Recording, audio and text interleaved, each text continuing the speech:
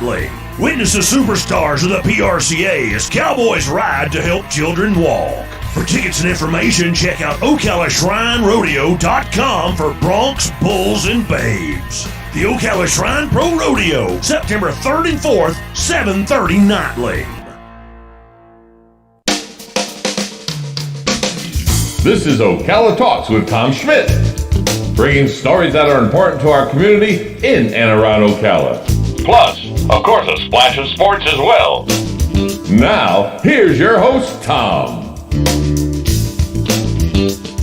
Welcome back to Ocala Talks on a Thursday. Joe Martone. Open up hour number 3.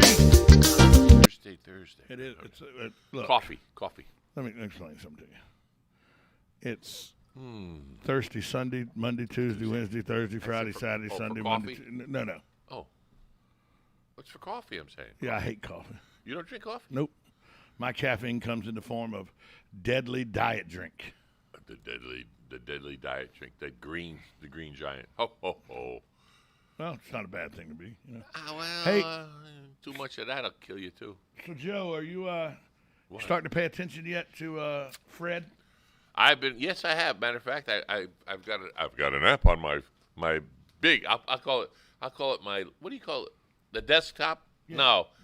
On your Computer. phone? No, on computer. Oh yeah, then it's a desktop app. Yeah. It's a desktop, but it's not a laptop. Right. It's a desktop. Desktop. With the tower or whatever. Right. You got the National Hurricane. I don't know what the heck. I really don't know. All I know is it comes up with the radar and it comes up with the projected. It was to the right, now it's to the left. Well, Tropical Depression Fred Yeah. has now emerged back over the water and will bring heavy rains and tropical storm conditions to northern Haiti and the southeastern Bahamas today and in portions of Cuba later today. Oh. Fred did weaken to a tropical depression Wednesday night if it moved over the terrain of central Hispaniola because, that island has a big mountain that divides the two countries. The Dominican and all, that island has a big dividing mountain range, and it just will tear a storm apart. Well, the storm's located now between Haiti and eastern Cuba and the southeastern Bahamas, this according to the National Hurricane Center. On the forecast track, the storm is expected to move across the southeastern Bahamas today, move along or just north of eastern and central Cuba later today and Friday, and be near the Florida Keys and the southern part of the state on Saturday. So the forecast has changed because they said Friday the 13th, which is tomorrow.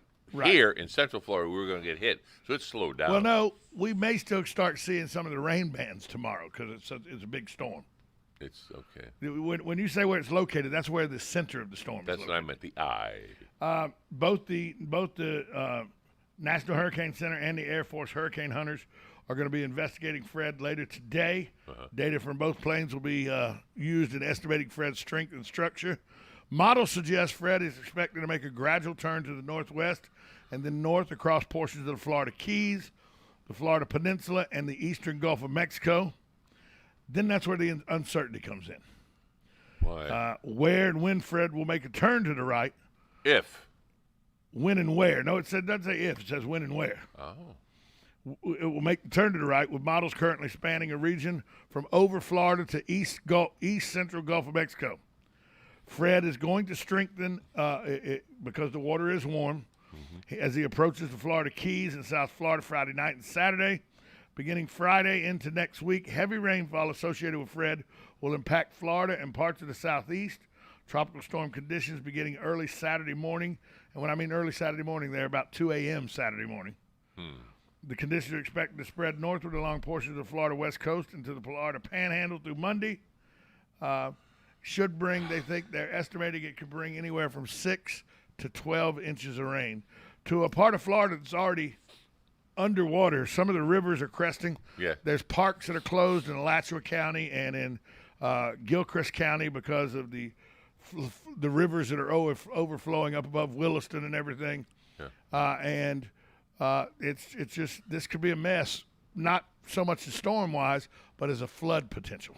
Well, you've gone down towards Claremont off of 27. And if you follow 27 and you get to the Citrus Tower, right, just before the Citrus Tower, there's a fast food store on the left. We want to call it restaurants, whatever.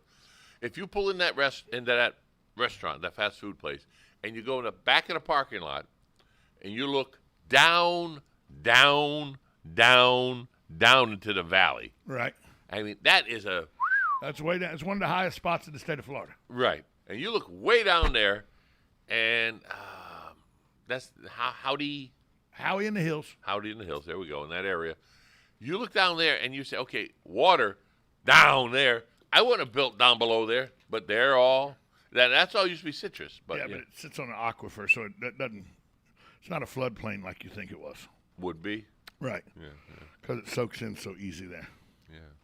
Just like here, Ocala has some flooding, low-lying areas, but because it sits up with the artesian wells and springs and everything, and that's an opening to the aquifer, it's very hard to flood our area. Well, there's some low-lying areas that have flooded. Oh, yeah. There's one place on 441 just before you get to the police substation. Oh, it'll flood. They've dug it. They've moved it. They've had pumping stations, portable pumping stations. Yeah. It floods all the time. We're going, okay, you know it's coming. And I've seen them working on it. They dug another retaining pond down there on the right side of the road going out of town. But I'm saying, okay, let's see if that works. Nope. No. So I don't know. The last one I haven't been through there. Well, this could be a potential rainfall issue. Yeah. For our area, that's what it looks like it's going to be for us, is a rainfall situation. But keep in mind, in 2004 when Charlie came through, he was the first of 4 hurricanes in 6 weeks. I remember that. When Charlie came across the Keys and onto the southwest part of the state, he was going to be a tropical storm. Wasn't going to be that big. Then he said hi. Then in a matter of about 12, 15 hours, he went to a Cat 3 and come on shore at Punta Gorda and, run roughshod through the state. Destroyed a lot of things. Nailed it. So always, just because it looks like it's not going to be a potential bad storm, no. Keep your eyes open. Yep. That's what we and keep tuned into WOCA, because we will be your weather source through any kind of storms like that. Joe has a way of he likes to come in and just hang out at the radio station and keep you updated on what's going on with the storms. I will be, batting down at my house because that's where I'm safe. But we'll send Joe out with a weather balloon, a kite with a key on it, see if he can see if there's electricity in the clouds and stuff like that. Just like Ben Franklin. Well, I'm right here. I'll just hop on one of these planes. Speaking of which, there's that beautiful jet coming in right now. There is a nice jet coming in. Why don't we get rides in?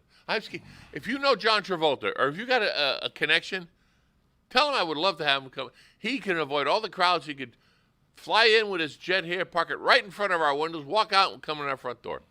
And no one know the wiser until he gets on the air. Now you're begging. Yes. Yes. For 11 years, I've been trying to get him on the air with us. 11 years. Hey, I'll even buy a pizza. Oh, wait. Nothing. Hold on. No expenses. No expenses. Hold on, pizza. Hey, Joe, this day in history. Tell me about this day in history. August 12th, 1955. I was alive. The minimum hourly wage is raised in the United States. Let me guess. 55, 85 cents. No, it went from 75 cents an hour to $1. Oh, it's close. That gave you in a 40-hour week, that would provide you, are you ready for how much you made in a year if you worked for $1 an hour? I don't know. $2,000 a year. Oh, yeah. But the median price of a home back then, $9,200. $9,200. Yeah, the median price of a car back then, $860. Yeah. So it's all relative. Yeah, how much? I want $15 an hour. That bread's going to cost you $4. Also on this date in history, 1981. Okay. IBM releases the first personal computer, the IBM 5150, sold for around $1,600 as a basic configure.